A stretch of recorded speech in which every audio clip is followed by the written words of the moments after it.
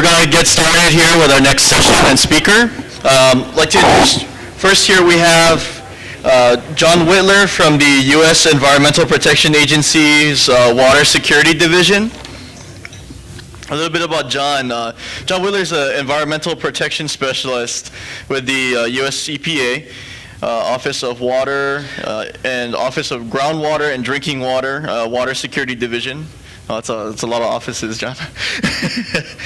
John has a bachelor's degree from Indiana University in Public Affairs, majoring in policy studies with a minor in environmental management and a master's of environmental sciences and policy from Johns Hopkins University.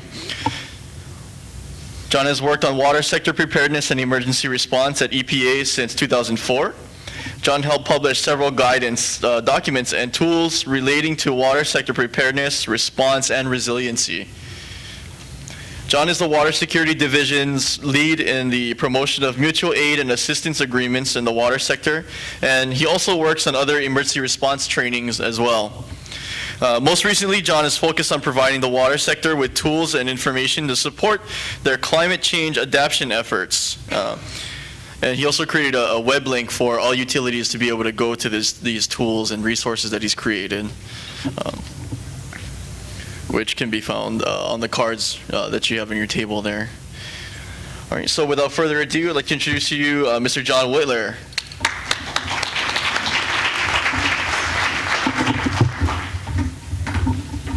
All right, good morning, everybody. Thanks for attending this session.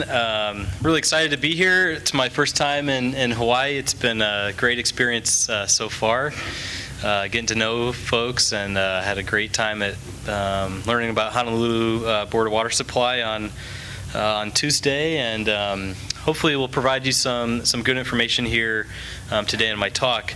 I do want to mention before we get going, today is the 40th anniversary of the Clean Water Act, which I think is an important milestone. We've come a long way since the passage of that act and still have a long way to go related to clean water. I know a lot of you folks may be focused on drinking water side of things, but just sort of an important milestone to keep in mind here for the rest of the day. A couple other just things before I get into the slides is I think a lot of what I'm going to talk about today related to some of the emergency preparedness and response topics and then some of the climate change work really, I think, builds on the foundation and the culture that you have in Hawaii. I think there's a great aspect here of people working together and helping each other out and that sort of communal spirit that really is beneficial when you're talking about preparing and responding to an emergency or something more long-term like climate change. So hopefully that resonates with some of the things I'll talk about here today.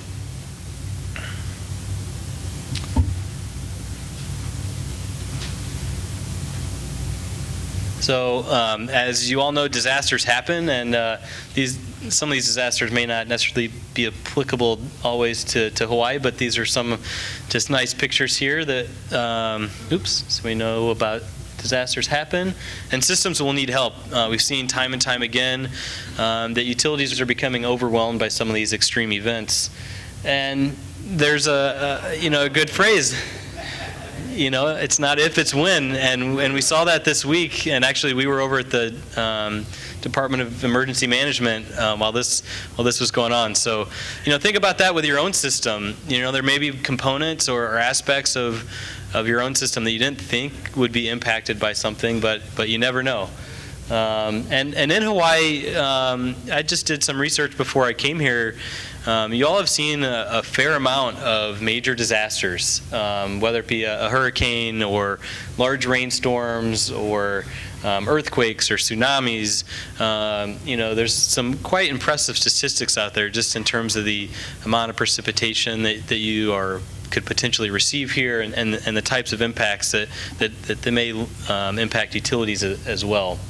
So what I'm going to talk to you about is just to introduce quickly the WARN program, the Water and Wastewater Agency Response Network. There's a lot of interest and support right now in developing one of those programs here in Hawaii, and we're going to have a whole afternoon workshop on that. So for those that are going to be in the other session, I'm just going to hit on some of those key points this morning, and then I'm going to talk about some of our work related to climate change and extreme event planning.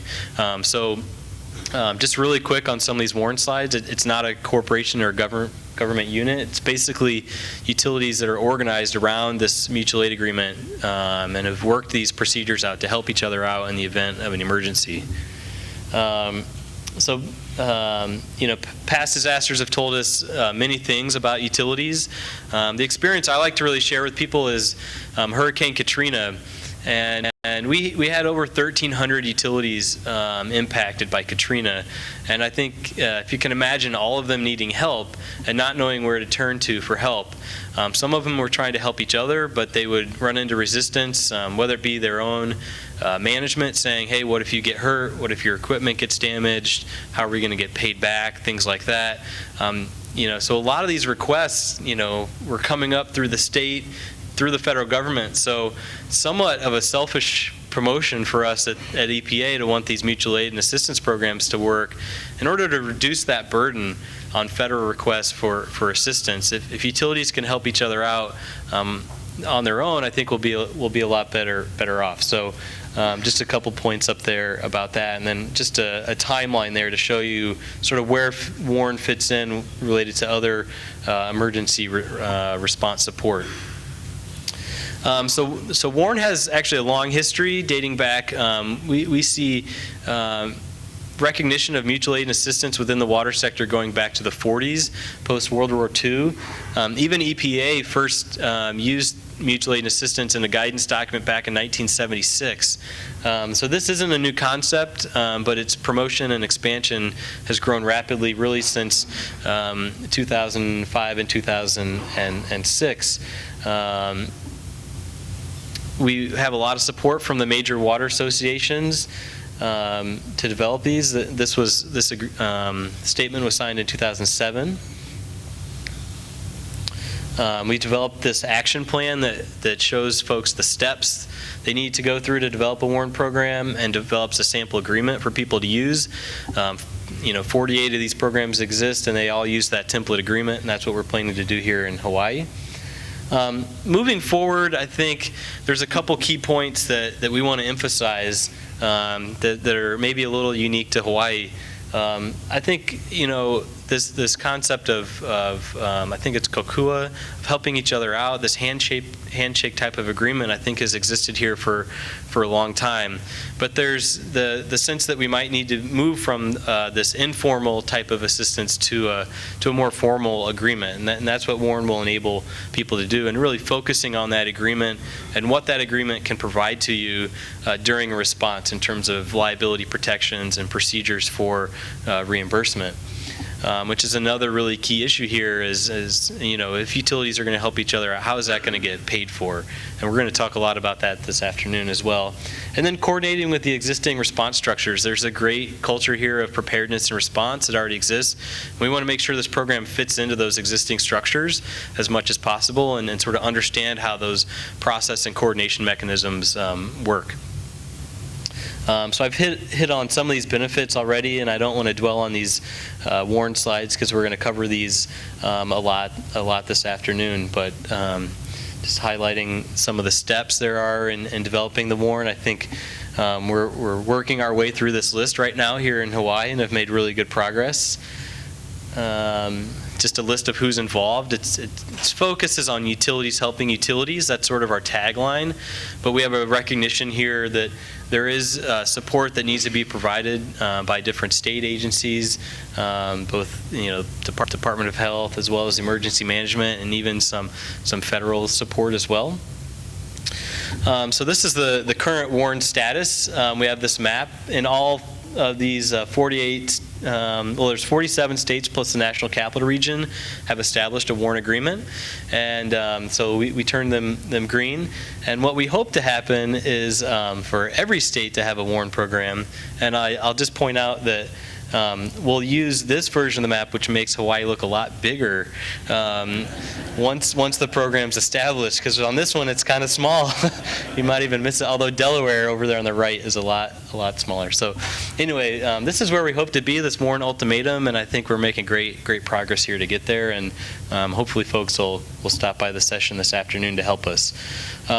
This slide has become too busy. We don't even update it anymore. We've had well over 50 and probably more than 100 Warren activations for major incidents across the U.S. So it's a proven system, and it's worked effectively in many major disasters. And hope that it can be a tool for you all in your toolbox in responding to emergencies here in Hawaii. Just while I had the time here, I just wanted to mention I do work in a division where we produce a lot of different products to help utilities with preparedness, response, and resiliency. Just wanted to mention a couple of those here very quickly, and you can go to our website to learn more about these. But we have a tabletop exercise tool that helps you run through disaster scenarios and test your emergency response plans. So that's a great resource to check out if you want to do a tabletop exercise. Fed Funds, which my colleague Marvin Young will talk about in the workshop this afternoon, helps utilities understand how to better access federal disaster and recovery funding after an emergency to help pay for some of those losses and repairs that may occur. We offer training on the Incident Command System and the National Incident Management System.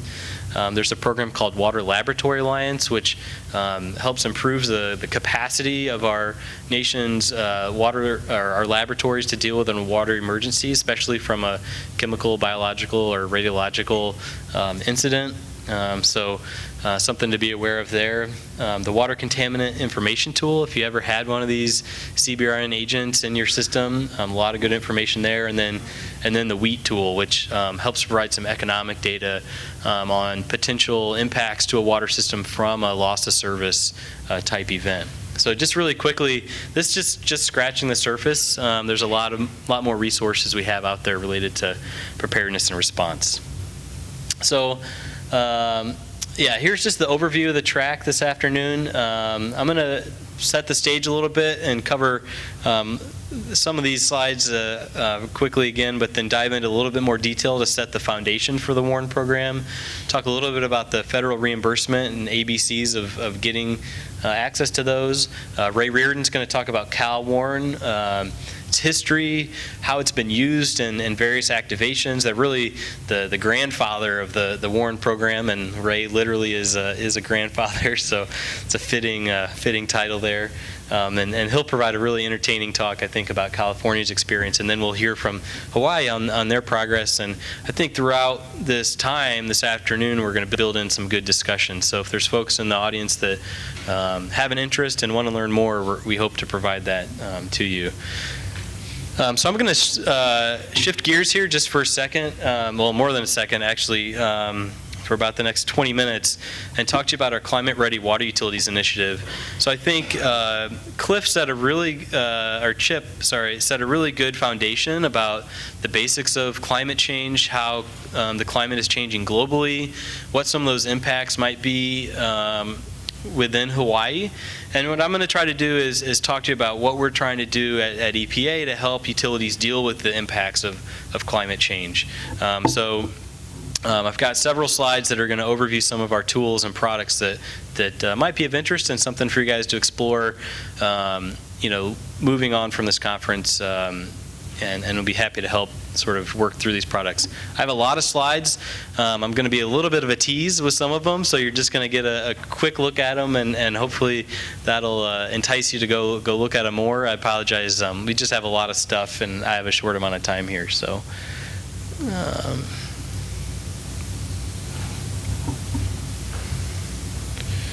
Get my aim back. All right. Oops, that was the wrong way.